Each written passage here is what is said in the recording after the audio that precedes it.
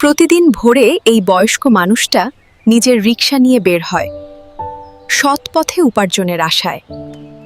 কিন্তু সেদিন এক ট্রাফিক পুলিশ তাকে থামিয়ে দিল আর শুরু করলো অপমান। এইখানে পার্কিং নিষেধ।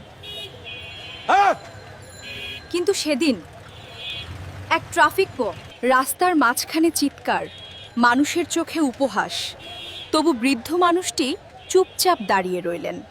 ঠিক তখনই পাশ দিয়ে যাচ্ছিলেন এক তরুণী আইনজীবী। সবকিছু মোবাইলে ধারণ করলেন। কয়েক ঘন্টার মধ্যেই ভিডিওটি ছড়িয়ে পড়ল।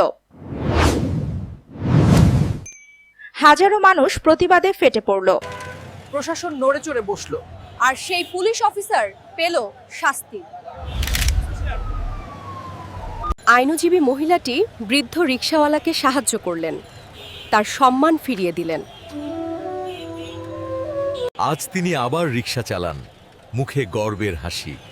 সম্মান কোনো দান নয়, এটা প্রতিটি মানুষের অধিকার।